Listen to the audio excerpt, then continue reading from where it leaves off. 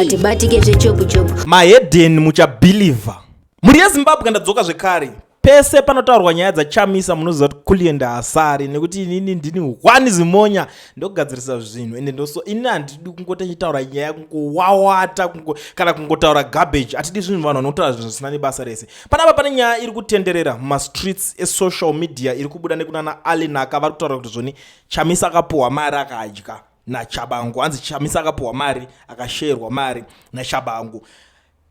Pari kuvhiringidza but isusu toda kuianalyze nyaya yacho iyoyo. So kana uchingotosvika panapa chekutanga tanga nekulike kana uchiziva kuti uri kusupporta advocate Nelson Chamisa. Toda vanhu vanoziva kuti ndiva Chamisa ngavalike this video. Kana uchiziva kuti iwewe uri side raAlinaka ari kutaura kuti Chamisa wacho akapuhwa mari nachinanigirikini yeye, you know what to do man. Share this video. Ita kushare, ndichaverenga kuti vangani vashare nevalike tozokombea kuti ari kutaura chokwadi ndiye upi. Kana uchiti Chamisa ari kunyeberwa, tanga nekulike izvo so video rineri tibva tatongofambira nyaya dzacho. Zvandichaita panapa ka ndinoda kuti parutaurwa nyaya yacho ka tichifambira tichinzwa kuti even vanhu vacho vari kuteerera nyaya yacho nevari kumutera vari kuti chip, because kuZimbabwe kwaita dambudziko kachirwere soke kuti munhu wese neakamboshanda naChamisa neasingatozive Chamisa wacho vari kungonyebera Chamisa. Chamisa azoda, Chamisa azoda, Chamisa this, Chamisa that. Saka ndo nyaya dzimwe dzatichida kuti tifambire panapa tigadzirise, because isu munoziva kuti hatinonoke kuseta order yacho. Tiri vanhu vekuti tinenge tichita se tigadzirisa nyika. Iyo post iyo yakubuda yakadai soyo. And last week Tshabangu was instructed to share the political parties' finance equally with Nelson Chamisa. There is no opposition in Zimbabwe. Apedza zvake Alinaka ndo zvaari kutaura. Chekutanga first thing first chinada dodingira pananzwa nyaya yacho ndati inini munhu anotaura nyaya inini handitange kuda kumupikisa because ndiri munhu ane dzinoshanda, because dzimwe ngono unorambira munhu azviita handiti.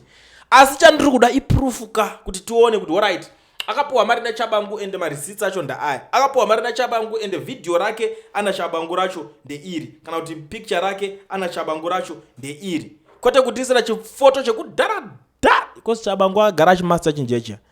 Aitoziva kuti kumberi uko achaningirikina munhu wekuti akatoinvest kuti pinda apa career yako ichabhadhara kumberi uko. Saka unoona kuti kune vanhu munhu wekuti anenge achipuhwa salary. For example maCIO mamwe akazara muPretoria, vakazara muPretoria vari kugara vamwe vacho vari mumaflats, vakazara imomo vachitorenderwa maapartment vachitogara imomo, vamwe vachigara nedzimhuri dzavo, vamwe vacho vanenge vari mazibachura imomo vachitongoita vari kuita. But vanhu kuti vanenge vachipuhwa mari mpichana vanozomirira assignment kuti right wakomana zvatanga izvo. So ndoda kuti unorova assignment yakadai so munhu anoona kurovera assignment ka ye20 million but nguva yese mukushoti but zviri kuenderana papi munhu anoroza assignment yakadai so achifirei, because munhu wekuti akatanga kupinda chibasa ichocho kudhara achitotanga kuita zvinhu zvake day by day. I still remember long back pane umwe mufeso anga kaplandwa pane painzi paGranite side, so paitwa zvenhu zvebhekazini kudhara, so pane kiosk yebhekazini. The guy anyebedzera zvake kutengesa majuice card ari ipapo, but ari muCIO anga akatumwa, anga atone mission, ane vanhu vaitsvaga ipapo ende akatozovajuma vanhu ivavo akatodzifambira, because nyaya dzese vanhu vaiuya vachiungana anenge because vanoendesa panonzi panoungana vanhu, information ndo painofamba. Onyebedzera achitengesa majuice card achinyebedzera kupenga, achinyebedzera kunge asina chaari kuziva chaari kuita, achitoziva kuti zvinhu zvakati ase ari kuzvifambira. So now let's dive timboona kuti Alinaka wacho ari kunzi kudini vanhu, because pamwe pacho vanhu vanogona kunge vari kuwirira nazvo. Inini zvangu personally ndati panotaurwa nyaya dzaChamisa handisari,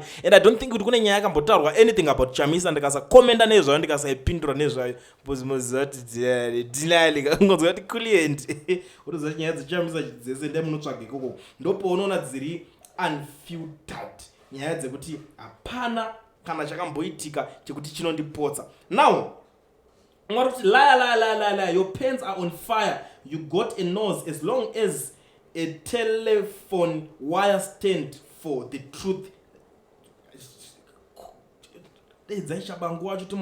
Tshabangu doesn't answer my phone calls, especially phone call ya journalist. Tshabangu doesn't answer unless ari journalist wokuti vanenge vachikwirira naye kunikina pacho. Nhema dzine mutsindo, Chamisa makatorera maofisi, makatorera maMPs muchivapa mari, makamutsara maelections mozomupa mari nhasi kutseke wakupenga. Exactly, iwe ndo imwe nyaya ndakataura kuti iwe nhasi Chamisa ndo wamozopa. Chakakosha chiwo kuti munhu wamutorera party, wamutorera zvinhu zvakainvesta, zvinhu zvakashandira, mari yange yekuunganidza yakabuilda Citizen Coalition for Change. Citizen Coalition for Change pasina mari resources, but chinhu chakagadzirwa chakagarirwa pasi. So right now we are building a political party yekuti ichakwanisa kunge ichimirira maZimbabweans after va destroy MDC vakaisa bhiza rine mauta, bhiza rine nhumbu. Ngonzora, who is Ngonzora? Anoitei Ngonzora, but ndiye anganga akadyarwa pasaidi papa. Munhu asina kana chaanoziva nezvinhu zvekuti anokwanisa kuunganidza vanhu. Haakwanisa kana kuunganidza ground revanhu. Atotadzadza kana yechechi yaya. Anonga achingopinda imo machingoita zvinhu zvake amene maitiro anenge achingozviita. Motaura kuti pakadaro ponzi aiwa ndirikini saka nhasi ndo pavakuzoita mwoyo wakanaka kuti Chamisa vanzi vanomuverengera mari unomupa. Ivo vanhu vakawanda pakatofiwa. Asi maskitsi kaitwa yaya. Motaura kuti aiwa Chamisa, it's very easy kungonongedzera. Iye ari kupindura ari kuti anzi makamboona kupi panoitwa manhirikini pamatsotsi panoita zvinhu zvopa chiisa marisitsi. Zvinosiyana ko vanozobatwa vanozozikanwa sei kuti nana nhingi ndo vaba. Pazvaitirwa panotongooneka chete. Akuudza iyeye anofanira kunga neumpowo kuti shawa zvandikutokuudza izvo uyu Chamisa arapo nanhirikini uku ndo zvinoita kanyaya kwete ngotaura nemuromo. Nhasi unoona kuti ningadai zvozodii mangwana. Hapana anotrusta zvinhu zvakadaro. I'm not defending Nelson Chamisa panapa, but ndikutaura kuti ngatitaure nyaya dzacho dzine mafacts mukati, kwete ngomuka ngoti Chamisa azodai so. Vanhu vakabvira kudhara Chamisa ndiye ari kutadzanda kumberi, pakatoya geza paya vanhu vakati Chamisa ari kutadzisa revolution kuenda kumberi. Imi anotadzisa chinhu papi kuenda kumberi. Vamwe vakati ngaise successor, ngaadedze mumwe munhu wano anointa yose anake nepolitics yoenda, akaramba akanyarira akaita zvelife yake. Vanhu vakambotraya kudedzana, vakambotorana nanhingi, umwe akambonzi ngatimboisa nhingi anombotraya kupinda zvese zvakashaya basa. Nhasi vakuda kuti munhu apuwa mari. Right, umwe ari kuti most Zimbabweans love Nelson Chamisa. If you mock him or joke about his leadership of the position, his huge following will come after you. However, his supporters don't realize he currently offers no solution. Chero akasa offer solution Nelson Chamisa. You know what? Let me tell you one thing. Because on account of Rambo Chibvunza. Kuchamari Chamisa anakana charukunikina akambokuitira chi anokuitira chi. La ukudze one thing. Ma leaders pa anochoose sikuti leader anokuitira chi kana anokuitira chi. Unotochoose tikuda uyo ngatitungamire. Chero asina kana send because ndikuona umwe anokuti now Tagwire is better than Chamisa because Tagwire is a billionaire. Ma billions asingatombozikana kana ne Forbes, ma billions asiri traceable kuti akabva nekupi. Ngave ari ningirikini ari munhu anonyatsofamba nzira inooneka kuti okay izvo saka ntada kutungamirwa ngatimbotrial. Even anyone can be chosen as a leader. Even iwewe uri kundoona unoona ngonzi iwewe toda kuti uve leader mangwana chache zvigotobuda zvigotoita kwete kuti nekuti vanzi munhu ari kudingirikina aiwa vanhu vanojairira mani umwe vanzi akadzoka kuAmerica here kuti azodya mari. Vamwe vanhu munomuka makuseni muchifunga kuti vobika nyaya ipi yaChamisa madii kumbosiya mweya wake uzorora. Exactly, nezuro angari nyaya yekunzi Chamisa ari America, Chamisa ogara America, izvo atopedza atodzoka America adya mari yaChabangu. Ngatityei Mwari. Sometimes ndinotombozviona and these guys ndo vakatanga kutobudisa nyaya yacho Chamisa is now in America. Vachitaura nyaya yacho akugara kuAmerica ende ari kutoita zvelife yake kuAmerica. Nhasi ari kunzi Chamisa aningirikina. Vakomana ava kana iri dziri mari dzavari kupuwa kuti vange vachikambena, they must do something about it. Ndakaona rimwe rakamboya richindipengera panapa nyazinda ndataura kuti kudii zvikanzi ayo kule ndiwa campaign manager waTagwire. Ndakati how ndagoita campaign manager waTagwire pachii pakuti kudii Tagwire anoda kana kundo Tagwire kuti akandoona apa nochinja road Tagwire we anotanga kushivha pana kuti wakomana ndasangana nezimonya rinoona ngondisanganisa nembama yekumeso mutaura kuti nakadaro alunzi ndindoita Tagwire ingirikini manager munopenga here. So this guy aroramba continue ari kuti last week and today opposition fronted by Nelson Chamisa are holding workshops in which participants are paid $50 a day. This is after the 1.3 million share from Tshabangu. The struggle was sold. First thing first, EP struggle yacho yakatengeswa yamunotaura nezvayo. Munotaura kuti struggle mimi chingotaura pa internet pakanovhotorwa Chamisa tatitega. Manga apana kana rakambouya kana mufunge.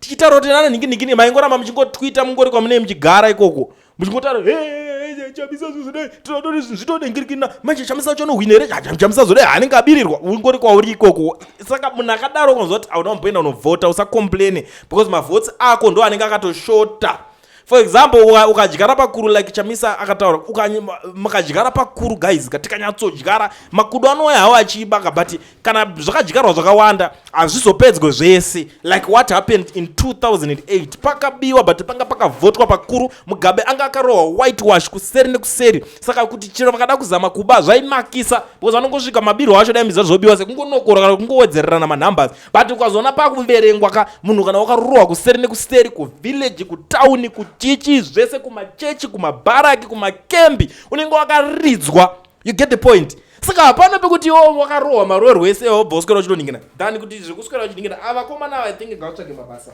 nezuro vaiti ningiriki ndatozozvifunga izvozvo. Right, now you blame Tanzania. See, Tanzania, I don't care about Tanzania. I think Chamisa still remains a big brand in Zimbabwe, just like Tsvangirai's days. Mr. Chamisa is big. Yes, of course. Uyu anonzi alinaka uyu zvinyadzi anjataure sorry zvenyu ina nditaura ndingire zvanyadzi but ukaona uchitukwa paplatform yako wataura nyaya something wrong unenge uchida kubatsirikana wobatsirwa ipapapo wogadziriswa wooneswa kuti mapengero uri kuita aya kana kuti pengelenge uri kuita ikai hazvina sense hazvinenge zvichimeka. But muri Zimbabwe ndambozama my level best kuti ndikuonese zvinhu zvinenge zvichiitika zvinhu zvikutaurwa pamusoro paChamisa. Good news and bad news about Nelson Chamisa inini ndozvifambira nyaya dzacho ndotorowa dzese handitorina kana kuti chi pakatoronzi ningadai tomhanya tokuonesai ningari kunzwa so that mangwana panogadzirirwa munhu nyaya yaka chakanakira politics ukagara uchidzinzwa every day every time auchaswere mangwana uchinyeberwa kana uchiudzwa zvinhu zvina nebasa rese because unenge kugara uri kufollowa zvinhu zviri kuitika even kana pakazoitika next move maakuziva kuti ningi kana chinzi akanaka akanakire chi ningi kana chinzi akaipa akaipira chi ndo zvinenge zvakangonakira chete. Saka I think munogona kungoonerawo mega deal racho kana uchinge watobatsirika tingoti good day. But kana ndichinge ndine zvandasirira pamusoro pavanhu vari kutaura comment section ndavhura uyai tionesane kuti muri kuti kudii nyaya yacho sekutaura kwandazviita ndakati kana uchiziva kuti iwewe uri kuti Chamisa ari right show me the signal, like this video. Kana muchiti uyu alinaka zvaari kutaura zviri right share the video. Kulian TV team VAT asi vanhu vachishamisika Kulian TV haichatsika saka subscribe wozolaika nechawana zvese pana chichazosha. Everybody say Kulian yeah, information is brilliant yeah. Everybody say Kulian.